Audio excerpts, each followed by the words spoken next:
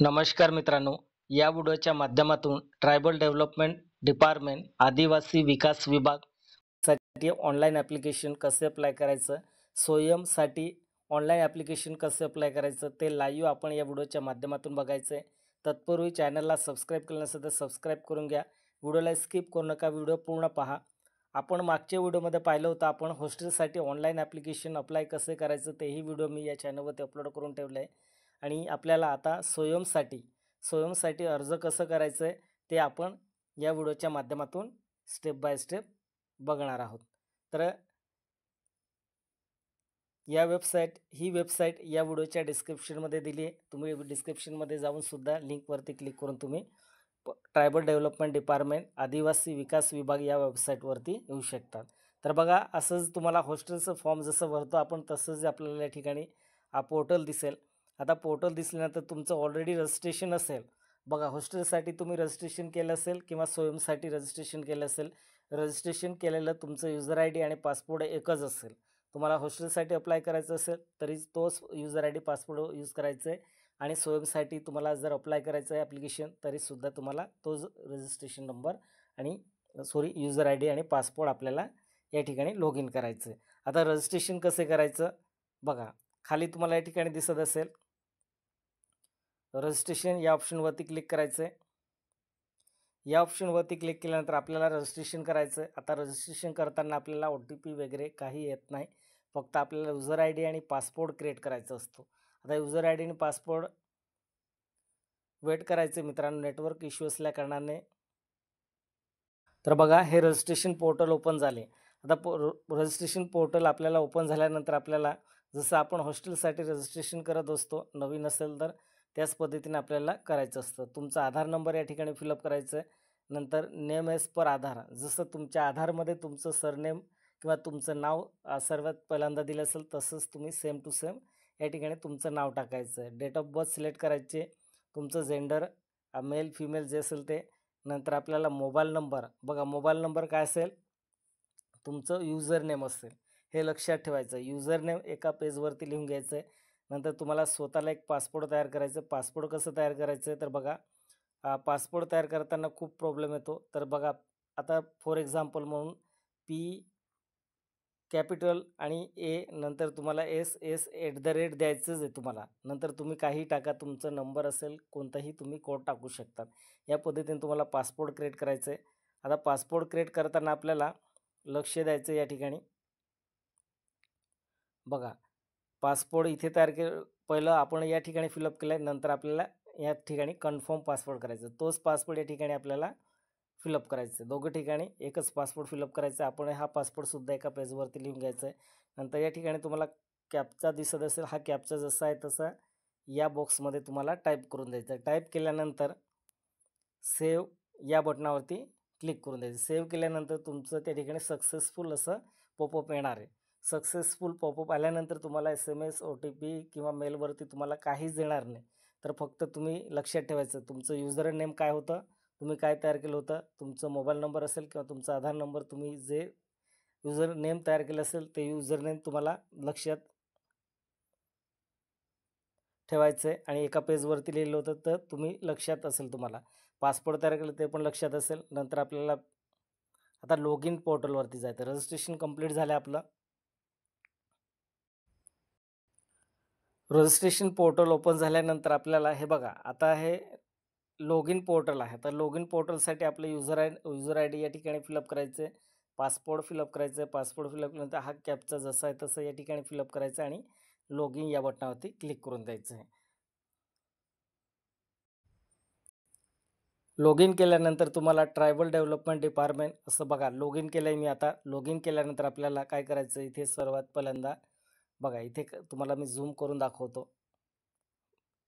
बघा, या ठिकाणी तुम्हाला हे सर्व ऑप्शन दिसत नसेल तर तुम्ही या ठिकाणी कॉर्नरवरती क्लिक करून द्यायचं. हे सर्व तुम्हाला वन बाय वन स्टेप हे सर्व ऑप्शन दिसेल. Home, application, know your DBT status, Aadhaar verification, food DBT, feedback, stationery, सर्व या ठिकाणी ऑप्शन दिसणार आहे. तर आता आपल्याला सुरुवातीमध्ये आपण युजर आय डी आणि पासवर्ड फिलअप करून आपण लॉग इन केलं आहे. लॉग इन केल्यानंतर आपल्याला असं दिसेल. आता सर्वात पहिल्यांदा काय करायचं आहे आपल्याला,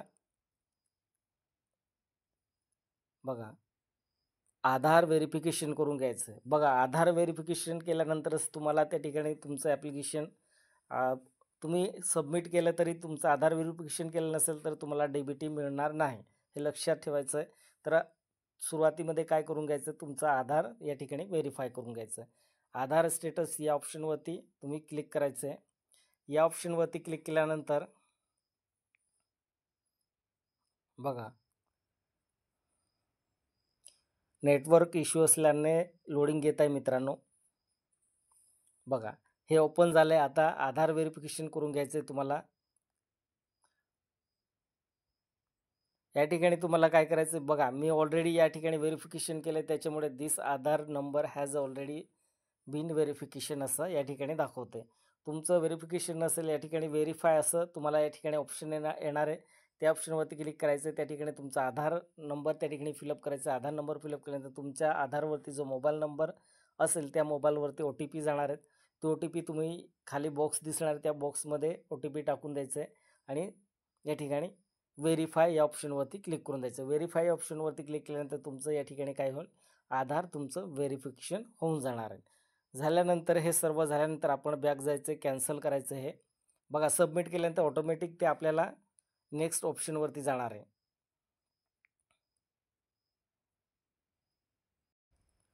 तर बघा आता आपण आधार व्हेरिफिकेशन केले. आता आपल्याला ॲप्लिकेशन अप्लाय करायचं आहे.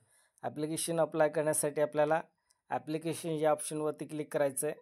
व्हिडिओला स्किप करू नका प्लीज, पूर्ण व्हिडिओ पहा आणि तुमच्या मित्र असेल किंवा तुमचे कोणी ओळखीचं असेल त्यांनाही हा व्हिडिओ शेअर करा. कारण ज्यांचं हॉस्टेलमध्ये नंबर लागत नाही, मेरिटमध्ये नाव येत नाहीत, त्यांनी सोयममध्ये भरून द्यायचं आहे. त्यांना पैसे या ठिकाणी DBT दिली जाते. तर बघा आता हे सर्व ओपन झालं आहे. तुम्हाला झूम करून दाखवतो. हे बघा झूम करून दाखवलं आहे तुम्हाला. न्यू परशुरार्थी आणि रिन्यू, बघा हे 2 ऑप्शन आहे. हे काय असेल, पहिला ऑप्शन असेल तुम्ही नवीन असाल तर न्यू सिलेक्ट करायचं. तुम्ही ऑलरेडी हॉस्टेलमध्ये असाल किंवा तुम्ही स्वयंमध्ये फॉर्म भरला असाल तर तुम्ही रिन्यूसाठी अप्लाय करत असाल तर रिन्यू या ऑप्शनवरती क्लिक करून द्यायचं आहे. आता आपल्याला बघा are you apply for hostel admission किंवा स्वयंसाठी. आता तुम्ही कोणत्यासाठी, हॉस्टेलसाठी अप्लाय करता का स्वयंसाठी? तर आपण स्वयंसाठी अप्लाय करतो. तर स्वयं ऑप्शन सिलेक्ट करून घ्यायचं. या ठिकाणी स्वयं ऑप्शनवरती क्लिक करायचं आहे. नंतर आपल्याला सिलेक्ट या ऑप्शनवरती क्लिक करायचं आहे. कोणत्या डिव्हिजनमध्ये आपल्याला ॲप्लिकेशन अप्लाय करायचं आहे, तर बघा मी नाशिक सिलेक्ट करतो. नाशिक सिलेक्ट केल्यानंतर नेम प्रकल्प अधिकारी कार्यालय. आता कोणत्या जिल्ह्यामध्ये कार्यालय, आपण फक्त इथे क्लिक करायचं आहे. आपल्याला त्या ठिकाणी कोणत्या जिल्ह्यामध्ये अप्लाय करायचं आहे तो जिल्हा निवडायचा आहे. जिल्हा निवडल्यानंतर करंट कोर्स लेवल, चालू वर्षातील अभ्यासक्रम. आता अभ्यासक्रम काय असेल, तर बघा येथे क्लिक केल्यानंतर तुम्हाला डिप्लोमा, ग्रॅज्युएशन, पोस्ट ग्रॅज्युएशन आणि प्रोफेशनल कोर्स. आता या कोर्ससाठी तुम्ही सध्या स्वयंसाठी अप्लाय करू शकणार आहेत. बाकी जे असेल बघा, ज्युनियर असेल, ज्युनियरसाठी अजूनपर्यंत चालू झालं नाही. तर बघा या ठिकाणी काय म्हटलं आहे, डिप्लोमा करत असाल तर डिप्लोमा सिलेक्ट करायचं आहे. तुम्ही ग्रॅज्युएशनसाठी अप्लाय करताय तर ग्रॅज्युएशन अप्लाय करायचं आहे. पोस्ट ग्रॅज्युएशन म्हणजे PGसाठी अप्लाय करत आहे तर पोस्ट ग्रॅज्युएशन तुम्ही सिलेक्ट करायचं आहे. आणि प्रोफेशनलसाठी म्हणजे तुम्ही बी एड करत असाल तर BEdसाठी तुम्ही प्रोफेशनल कोर्स हा सिलेक्ट करायचा आहे. तर तुम्हाला मी ग्रॅज्युएशन सिलेक्ट करून दाखवतो. बघा ग्रॅज्युएशन सिलेक्ट केल्यानंतर तुम्हाला प्रोसीड या बटनावरती क्लिक करायचं आहे. प्रोसीड या बटनावरती क्लिक केल्यानंतर आपल्याला ॲप्लिकेशन दिसणार. आता ॲप्लिकेशन आपल्याला फिलअप करायचं आहे. हे स्वयंची प्रोसेस आहे मित्रांनो. ऑलरेडी मी व्हिडिओ अपलोड केले पण हॉस्टेलसाठी अपलोड केलं आहे. आता स्वयंसाठी मी अपलोड करतो आहे. तर बघा इथे काय म्हटलं आहे, स्वयं admission is currently not open for the selected, काय म्हटलं आहे बघा.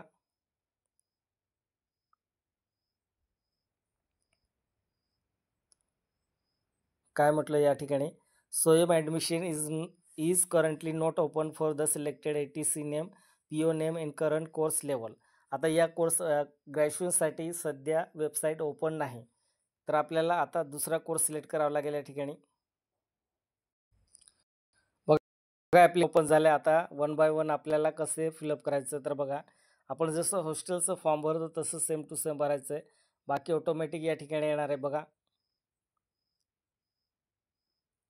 हे रजिस्ट्रेशन करताना सर्व फिलअप झालं आहे. इथे वडिलांचं नाव तुम्हाला जसं आधारवरती दिलं असेल त्यांचं सरनेम, तुमचं वडिलांचं नाव, नंतर त्यांचं तुमचं आजोबाचं नाव असं जसं आधारवरती दिलं असेल तसंच फिलअप करायचं आहे. नंतर मदर नेम आईचं नाव या ठिकाणी फिलअप करायचं आहे.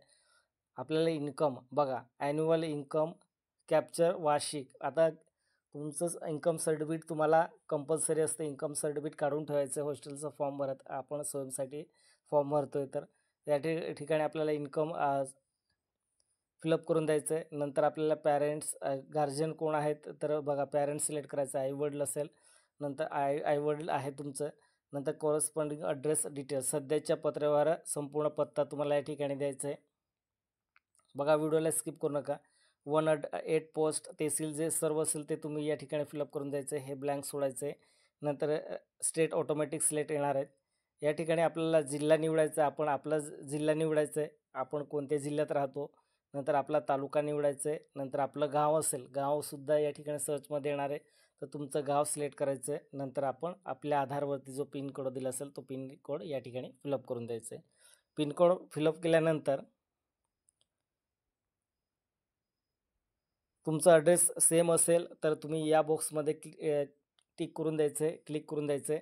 अदरवाईज तुमचं जर पॅरेंट्स ॲड्रेस पालकांचा पत्ता वेगळा असेल तर तुम्ही या ठिकाणी फिलअप करू शकता. अदरवाईज तुम्ही या सेम या बटनावरती क्लिक करायचं आहे. ऑटोमॅटिक या ठिकाणी जसं आहे तसं ॲड्रेस फिलअप होऊन जाणार आहे. नंतर कॉन्टॅक्ट डिटेल्स संपर्क तपशील द्यायचं आहे. तुमचं संपर्क तपशील काय असेल ते ऑटोमॅटिक येणार आहे. या ठिकाणी पॅरेंट कॉन्टॅक्ट नंबर द्यायचं आहे. नंतर कास्ट डिटेल द्यायचं आहे. तुमचं कास्ट सर्टिफिकेटचं डिटेल द्यायचं आहे या ठिकाणी. कॅटेगरी सिलेक्ट करायचं आहे. एस-सी जे असेल तर तुमची कॅटेगरी सिलेक्ट करायचं आहे. नंतर पोस्ट कास्ट काय असेल तुमचं पोटजात ते सिलेक्ट करायचं. रिलिजन नंतर मोस्ट प्रिमिटिव्ह ट्रायबल इंडिकेट आदिम जमाती असेल तर येस, नसेल तर नो करून द्यायचं आहे. नो केल्यानंतर हे बघा अदर डिटेल तपशीलसुद्धा द्यायचे तुम्हाला. अदर डिटेल काय असेल आर यू ऑर्फन म्हणजे अनाथ आहे का तुम्ही, तर अनाथ असेल तर येस करायचं, नसेल तर नो करून द्या. येस केल्यानंतर तुम्हाला त्या सर्टिफिकेटचं डिटेल्ससुद्धा द्यावं लागेल. तर बघा तुमच्याकडे तुम्ही अनाथ असेल आणि तुमच्याकडे सर्टिफिकेट नसेल तर तुम्ही या ठिकाणी येस करून द्या. नो केल्यानंतर तुम्हाला सर्व डिटेल भरावं लागेल आणि सर्टिफिकेटसुद्धा तुम्हाला जमा करावं लागेल. आर यू इनक्रेडिबल एरिया म्हणजे अतिदुर्गम भागातील रहिवासी आहात का, असेल तर येस करायचं, नसेल तर नो करायचं. ॲन्युअल इन्कम म्हणजे वार्षिक उत्पन्न तुमचं सर्टिफिकेटवरती दिलं असेल इन्कम ते इन्कम या ठिकाणी फिलअप करायचं आहे. दारिद्र्यरेषे खालील आहे का तर इथे टिक करून द्यायचं आहे. बी पी एलमध्ये मोडतात का तर हे ऑटोमॅटिक या ठिकाणी ब्लँक आहेत तर सोडून द्यायचं आहे. नंतर ई बी सी म्हणजे आर्थिकदृष्ट्या मागास प्रवर्ग आहे का असेल तर या ठिकाणी क्लिक करून द्यायचं आहे. नंतर आपल्याला बघा या ठिकाणी जातीचा दाखला क्रमांक. आता आपण सध्याच्या काळामध्ये जर पाहिलं तर कास्ट सर्टिफिकेट काढतो तेव्हा आपल्याला वरती बारकोडच्या खाली कास्ट नंबर दिलं असतं बघा. जर जुनं तुमचं कास्ट असेल तर त्या ठिकाणी खाली कॉर्नरला पेनाने लिहिलेलं असेल 400, 500, 600 असं लिहिलं असेल. जर सध्याच तुम्ही काढलं असेल कास्ट सर्टिफिकेट तर त्या ठिकाणी बारकोडच्या खाली शेवटचे जेवढे डिजिट असेल या ठिकाणी 10-12 मावत असेल ते शेवटचे डिजिट टाकायचे. डिजिट टाकल्या या ठिकाणी फिलअप केल्यानंतर व्हॅलिडिटी नसेल तरी ब्लँक सोडायचं आहे. हे सर्व ब्लँक सोडायचं आहे. हे डिटेल फिलअप नाही केलं तरी चालेल. नंतर स्पेशली एबल्ड डिटेल द्यायचं आहे तुम्हाला. स्पेशली म्हणजे अपंगत्व आहे का तुम्ही, असेल तर येस करायचं आणि सर्व डिटेल फिलअप करायचं. नसेल तर नो केल्यानंतर हे सर्व या ठिकाणी नो ऑटोमॅटिक हे ॲप्लिकेशन लॉक होऊन जाणार आहे. नंतर करंट ॲडमिशन डिटेल सध्याचे प्रवेश तपशील द्यायचे तुम्हाला.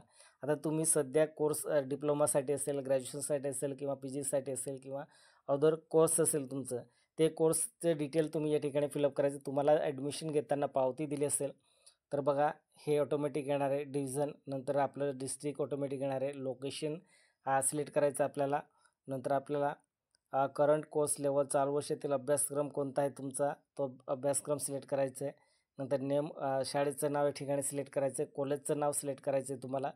नंतर स्टँडर्ड इयत्ता कोणत्या म्हणजे तुम्ही कोणत्या क्लासमध्ये आहे ते क्लास सिलेक्ट करायचं आहे. हे केल्यानंतर आपल्याला apply for admission after SSC नंतर प्रवेश घेत आहात का, तर बघा तुम्ही तुमचं एस-एस-सी पास आऊट झाल्यानंतर तुम्ही ॲडमिशन घेत आहात असेल तर येस, काय असेल तर नो करून द्यायचं आहे. जर ॲकॅडमिक इयर शैक्षणिक वर्ष कोणतं आहे 25-26 आहे. Date of admission for the current year, सध्याच्या प्रवेश दिनांक म्हणजे तुमच्या पावतीवरती दिले असेल, ॲडमिशन घेतले असेल त्या पावतीवरती डिटेल असेल. नंतर आपल्याला एज्युकेशन बघा, शाखा कोणत्या आहे, BSc BA BCom जे असेल ते शाखा निवडायचं आहे. रिसिप्ट नंबर तुम्हाला पावती नंबर या ठिकाणी क्रमांक फिलअप करायचं आहे. हे फिलअप केल्यानंतर मागील वर्षी शासकीय वसतिगृहात प्रवेश होता का, तर बघा मागच्या वर्षी तुम्ही जर स्वयंसाठी अप्लाय केलं असेल अर्ज, तर होय म्हणायचं आहे, नसेल तर नाही करून द्यायचं आहे. नंतर हॉस्टेल डिटेल बघा, हॉस्टेल डिटेलसुद्धा मागितलं आहे. आता हॉस्टेल डिटेल आपल्याला या ठिकाणी फिलअप करायची गरज नाही. तर बघा हे हॉस्टेल डिटेल दाखवते, कारण आपण स्वयंसाठी अप्लाय करतो. हॉस्टेल आपल्याला या ठिकाणी डिटेल मागितलं जाणार नाही, तर फक्त आपल्याला प्रकल्पाची डिटेल या ठिकाणी असेल. नंतर लास्ट एक्झामिनेशन डिटेल मागील वर्षाची डिटेल द्यायची आहे तुम्हाला. तर कोणत्या अभ्यासक्रमामधून, कोणत्या विद्यापीठामधून पासआउट झाले, कोणत्या डिव्हिजनमधून पास झाले, नंतर कोणत्या कॉलेजमधून पासआउट झाले, अभ्यासक्रमाचं नाव या ठिकाणी द्यायचं आहे. नंतर कोर्स लेवल, अभ्यासक्रम कालावधी किती वर्षाचं होतं, निकाल तुम्हाला या ठिकाणी मार्क ऑब्टेन, शैक्षणिक गुण या ठिकाणी फिलअप करायचे. शैक्षणिक गुण, मार्क्स आणि टोटल मार्क्स हे बघा ऑटोमॅटिक या ठिकाणी पर्सेंटेज येणार आहे. नंतर एक्झामिनेशन रिझल्ट, परीक्षेचे निकाल या ठिकाणी फेल, एटीकेटी आणि पास हे ऑप्शन देण्यात आले. तुमचं पासिंग असेल तर पास या ठिकाणी क्लिक करायचं आहे. नंतर प्रिव्हियस करून बघायचं आहे सर्व. बघा प्रिव्हियस हॉस्टेल डिटेल, तर मागील वर्षातील वसतिगृहातील तपशील असं मागितले. बघा हे ब्लँक्स आपल्याला हे भरायची गरज नाही, कारण आपण स्वयंसाठी अप्लाय करतो. तर ही डिटेल आपल्याला नाही फिलअप केली तरी आपण प्रकल्पाची डिटेल या ठिकाणी फिलअप करावं लागतं, आपण कोणत्या प्रकल्पामध्ये अप्लाय करतो आहे. नंतर हा इम्पॉर्टंट पॉईंट आहे मित्रांनो, या ठिकाणी बघा बँक अकाउंट डिटेल हे कंपल्सरी तुम्ही एकदा व्हेरीफाय करून घ्यायचं आहे. व्यवस्थित तुम्ही या ठिकाणी फिलअप करायचं आहे. विद्यार्थ्यांच्या बँकेचे संबंधित तपशील द्यायचं आहे. As per the bank record, बँकेच्या नोंदीनुसार तुमचं नाव या ठिकाणी फिलअप करायचं आहे. अकाउंट नंबर या खाते क्रमांक या ठिकाणी फिलअप करायचं आहे. बँक नेम म्हणजे कोणत्या बँकेचा आहे, स्टेट बँक असेल, SBI असेल, महाराष्ट्र स्टेट बँक असेल किंवा सेंट्रल बँक असेल, कोणताही बँक असेल तो बँक या ठिकाणी तुम्ही बँकेचं नाव या ठिकाणी फिलअप करायचं आहे. ब्रांच कुठले आहे तुमचे, तहसील लेवलचे असेल किंवा डिस्ट्रिक्ट लेवलचे असेल किंवा तुमच्या गावामध्ये असेल, ते ब्रांचचं तुम्ही या ठिकाणी शाखाचं या ठिकाणी नाव लिहायचं आहे. नंतर IFSC कोड तुमच्या पासबुकवरती दिला असेल, तो IFSC कोड व्यवस्थित एकदा, तीनदा, चारदा असं चेक करून घ्यायचं. एकदा सबमिट केल्यानंतर तुम्हाला चेंज करता येणार नाही आणि तुमची DBT आली जरी तर दुसऱ्या अकाउंटमध्ये जाण्याची शक्यता असते मित्रांनो. तर IFSC कोड व्यवस्थित या ठिकाणी व्हेरीफाय करून घ्यायचं आहे. तर MIRC कोड बघा, MIRC कोड तुम्हाला फिलअप करायचं असेल तर करू शकता, नसेल करायचं तर ब्लँक सोडायचं आहे. Is the account number seeding with Aadhaar number, बघा तुमचा आधार नंबर सीडिंग आहे का तुमच्या अकाउंटशी, ते चेक करून घ्यायचं एकदा. आणि कसं चेक करायचं तेही व्हिडिओ मी अपलोड करून ठेवलं आहे या चॅनलवरती, तर तुम्ही चेक करून घ्यायचं. स्वतः तुमच्या मोबाईलमध्ये आधार सीडिंग आहे का तुमचं आधार, ते बघून घ्यायचं. नंतर आपल्याला सीडिंग असेल तर येस करून द्यायचं. येस केल्यानंतर आपल्याला हे सर्व नोट, सूचना सर्व वाचून घ्यायचं. हे वाचल्यानंतर आपल्याला do you want to avail benefit, तर या बॉक्समध्ये तुम्हाला क्लिक करून द्यायचं आहे. या बॉक्समध्ये क्लिक केल्यानंतर बघा, या बॉक्समध्ये क्लिक केल्यानंतर आपल्याला आणखी या ठिकाणी मला मान्य आहे असं या ठिकाणी बॉक्स देण्यात आले. बघा हे सूचना आपल्याला हे सर्व आपला आधार नंबर दिला असेल या ठिकाणी, या बॉक्समध्ये आय एग्री या बॉक्समध्ये क्लिक केल्यानंतर तुमचं फॉर्म सबमिट होणार आहे. या ठिकाणी क्लिक करायचं आणि सेव्ह या बटनावरती क्लिक करून द्यायचं आहे. सेव्ह या बटनावरती क्लिक केल्यानंतर तुमचं फायनली ॲप्लिकेशन सबमिट होऊन जाणार आहे मित्रांनो. आता जसं आपण जेवढं डिटेल देतो, कास्ट सर्टिफिकेटचं डिटेल देतो, तर कास्ट सर्टिफिकेट आपल्याला त्या ठिकाणी अपलोड करावं लागेल. इन्कम सर्टिफिकेट नंबर देतो, इन्कम सर्टिफिकेट अपलोड करावं लागेल. आता डिजिलॉकर तुम्ही ABCID तयार केली असेल, डिजिलॉकर तयार केलं असेल, तुमचे सर्व डॉक्युमेंट त्याच्यात डिजिलॉकरमध्ये आहे, तर तुम्ही डाउनलोड करू शकता किंवा डिजिलॉकरचं ABCIDचं नंबर या ठिकाणी फिलअप केल्यानंतर ऑटोमॅटिक ते डॉक्युमेंट तुम्हाला त्या ठिकाणी दिसणार आहे. आणि नंतर तुम्ही एका क्लिकमध्ये तुम्ही तुमचं डॉक्युमेंट या ठिकाणी अपलोड करू शकणार आहे. हे स्वयंसाठी आपण अर्ज या पद्धतीने करू शकतो. अर्ज केल्यानंतर आपल्याला हे सेव्ह या बटनावरती क्लिक केल्यानंतर फायनली ॲप्लिकेशन सबमिट होणार आहे. सबमिट झाल्यानंतर आपल्याला या ठिकाणी असं ग्रीन कलरमध्ये आपल्याला प्रिंट असं त्या ठिकाणी ऑप्शन दिसेल. आता ॲप्लिकेशन काय करायचं, आपल्याला प्रिंट आउट करून घ्यायचं. प्रिंट केल्यानंतर आपल्याला ॲप्लिकेशन कुठे जमा करायचं, आपल्याला प्रकल्पमध्ये जमा करायचं आहे. प्रकल्प कुठलं असेल, आपण ज्या प्रकल्पमध्ये अप्लाय करतो त्या प्रकल्पमध्ये जाऊन आपल्याला डॉक्युमेंट झेरॉक्स अटेस्टेड आणि आपली जी प्रिंट काढलेली असेल ते सर्व त्या ठिकाणी जमा करून द्यायचं आहे. जमा केल्यानंतर तुमचं अप्रूव्हल आपल्याला कसं चेक करायचं आहे स्वयंसाठी आपलं युजर आय डी आणि पासवर्ड हे लक्षात ठेवायचं आहे. एका पेजवरती लिहून घ्यायचं आहे आणि ते युजर आय डी आणि पासवर्ड या ठिकाणी लॉग इन करायचं. लॉग इन केल्यानंतर आपल्याला त्या ठिकाणी स्टेटस चेक करता येते आपल्याला. अप्रूव्हल झाला असेल तर फायनली तुमचं त्या ठिकाणी सबमिट होईल. सबमिट झाल्यानंतर तुम्हाला एका वर्षाचं निदान तरी तुम्हाला 40-50 हजार रुपये तुमच्या डी-बी-टीद्वारे तुमच्या अकाउंटमध्ये पाठवले जातात. तर व्यवस्थित तुम्ही आधार सीडिंग करून घ्यायचं. आधार सीडिंग नसेल तर तुमच्या अकाउंटमध्ये पैसे येणार नाही, हे लक्षात ठेवायचं आहे मित्रांनो. मित्रांनो, या पद्धतीने आपल्याला अर्ज करायचा आहे स्वयंसाठी. चॅनलवरती नवीन आला असेल तर चॅनलला सबस्क्राईब करून घ्या. जास्तीत जास्त तुमच्या मित्रापर्यंत शेअर करा हा व्हिडिओ. धन्यवाद.